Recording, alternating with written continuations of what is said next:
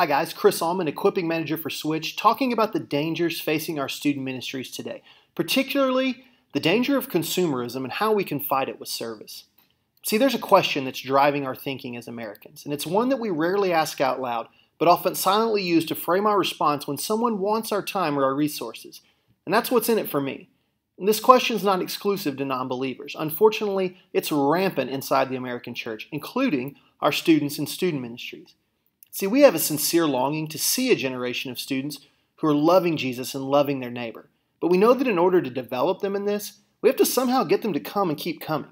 Because so much of the emphasis on reaching students is aimed at getting them in the door and staying there, many aren't attracted by Christ, but rather by entertainment or friendships. And while this may be effective in initially exposing them to Christ, it can't be their only experience of Him. See, for these students, there's inevitably going to come a day when the church will not be focused on their entertainment. And for many, this will be a time of disillusionment with the church. And one of the reasons that so many students don't remain a part of a church body after they leave home.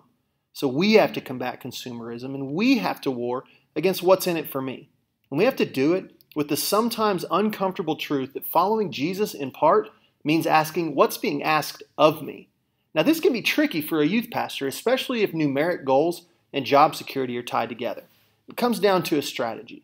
Think through your student ministry and ask the question, why are people coming? Some are coming because they love Jesus and want to grow in Him. But others are coming because they like the leader, and others because they like the program. We have to ultimately teach students that following Jesus means giving their life, and we have to show them how to do it well. Let's challenge youth to more than attendance, or inviting friends, or a mission trip once a year, and start calling them to discipleship, to mercy, and to mission. Looking at the life of Jesus, He never asked anyone to leave. He simply raised the bar with respect to devotion or holiness or mission, and people decided it was too much for them. Every aspect of Switch is designed with these issues in mind. Because serving is a key component of the week, the consumerism that plagues this generation is constantly tested and challenged. Students will leave knowing they weren't called to Christ for their own benefit alone, but to seek and save others as they reflect the glory of God around them. Now we know that 1 week can't change these trends or completely remove these dangers. But what if youth made the switch and trusted that losing their life for God's glory meant great gain? Our hope is that after our summer experience, students will switch their worldview and your youth group will avoid these dangers. And our prayer is that through Switch, God will move in their hearts, helping you pastor and lead them into a deeper love and passion for Christ and His calling on their lives.